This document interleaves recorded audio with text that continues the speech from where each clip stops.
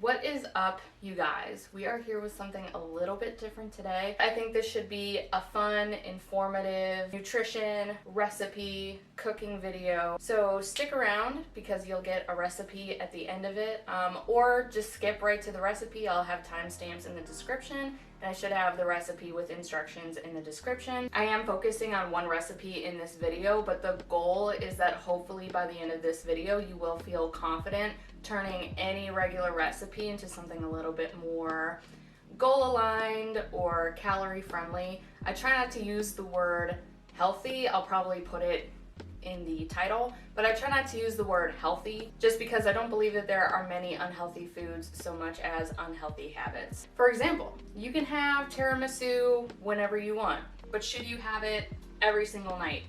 Probably not.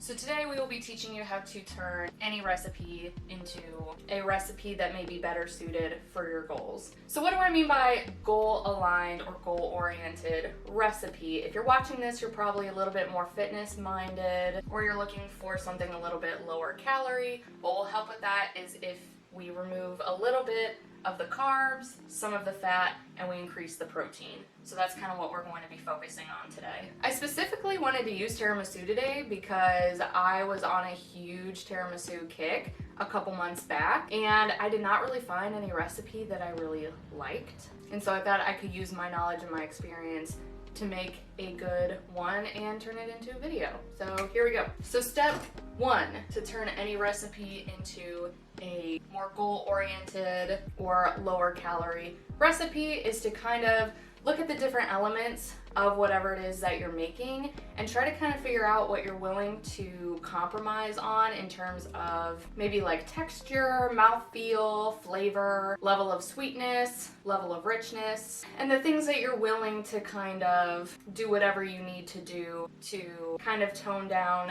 the fat content, the carb content, and increase the protein content. So for something like tiramisu, one thing I am not willing to really compromise much on is the cream filling. I'm not going to add protein powder to it. I'm not going to use like Greek yogurt instead. That's one thing, like a lot of the recipes are recommending I use Greek yogurt. And for me, that's just like, it's too like sour almost to be a worthy replacement of the filling. So I'm not going to do much to change that part of the recipe.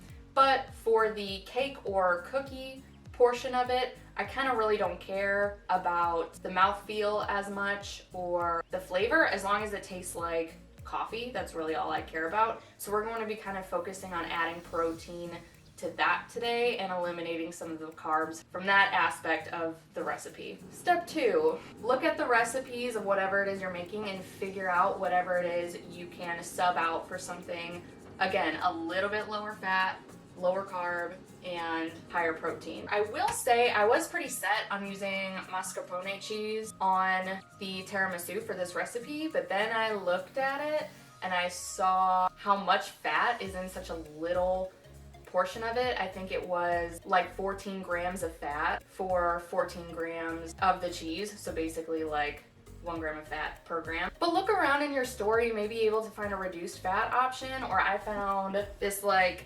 spread, or it's like a spread or a dip. And it is, I will say it's chocolate flavored, but there is chocolate on tiramisu. This is literally 30 grams for 3.5 grams of fat. That is not bad at all. That's actually perfect.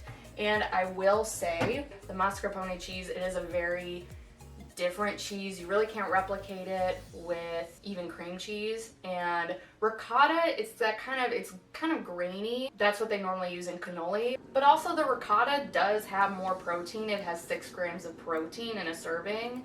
We're gonna use 2 servings of this, so that yields 2 grams of protein. But you gotta pick and choose your battles, again. And also the ricotta was easier to find. There was a bunch of it in my cheese aisle at my store. I got this from Publix, by the way, where I only had like 2 mascarpone options. I am pronouncing that correctly, I think, like 3 times in a row. I am crushing it. Again, kind of sticking with the ingredients for the cream. Regular whipping cream instead of heavy whipping cream. Kodiak cakes for the cake. And I have a different protein pancake powder. I have the My Protein. And if you have like a good protein cake recipe or a different mix even, go for it, you can kind of be pretty liberal with this ingredient. And kofifi. Since this is a fast recipe, we're going to need something to cool the cakes down very quickly, and so the colder your coffee is, the better. Now, ideally, you would make this recipe and then put it in the fridge for a couple hours, but we're gonna be honest with ourselves today. Probably gonna wanna eat it right away. So that's just mostly for if you wanna eat it right away, you wanna make sure you're using a cold but strong coffee. So then finally at step 3, we are just going to try to replicate the steps of the recipe as much as we can. So I'm going to whip the heavy cream, same as I would for regular tiramisu, and then I'm going to fold in the cheese, same as I would for tiramisu, and then I'm going to whip them together until they are at the appropriate consistency. But before I do all that, I'm going to make my lady fingers, in this case my cake. So first thing we want to do with this recipe is we want to make the lady finger or cake portion of the recipe because it's going to come out hot and we need it to have as long as possible to cool before our cream is done, our custard cream filling. So this is literally just 1 serving of the Kodiak cake, so you can make more or less.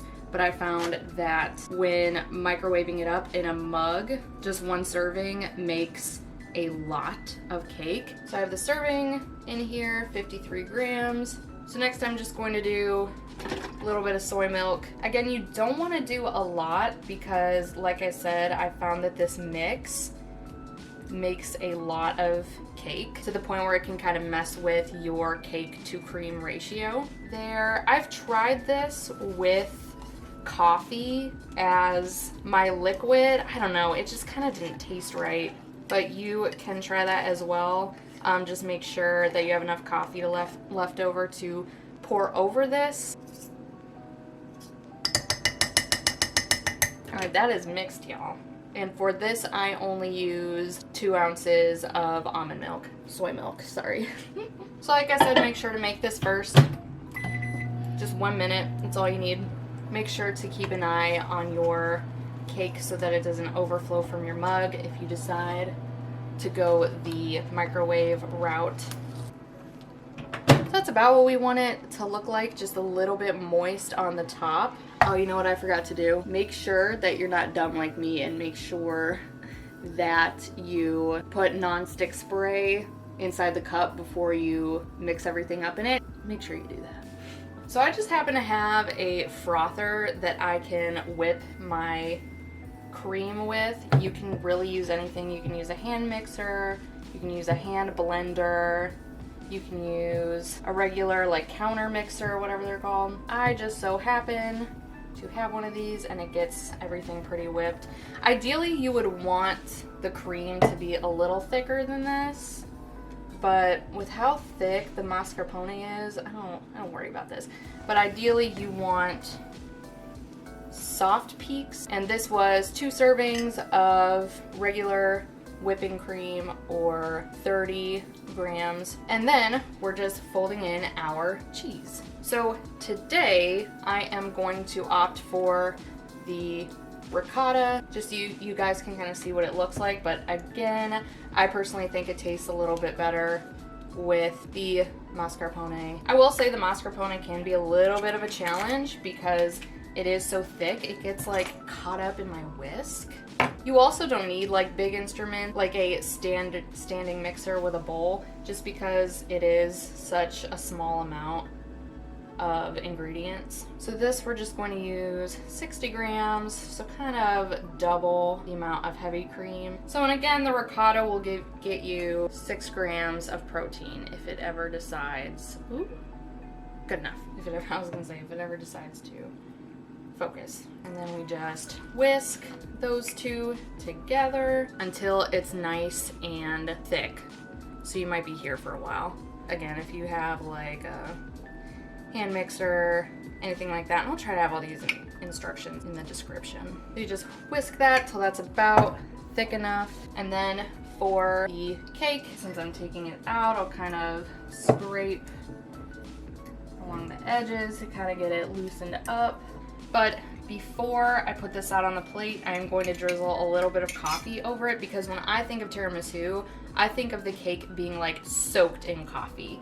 So you want to make sure that you get the bottom or the top, whatever this will be. You want to make sure you get all edges coated with coffee. But you don't want this sitting too long because the protein cake is a lot more spongy than a ladyfinger. Obviously, a ladyfinger is like a hard cookie. So this really doesn't need to sit as long, and you really don't need to soak it like you would a ladyfinger. So you want to kind of make sure, you want to kind of wait till that's soaked before you like flip it over onto wherever.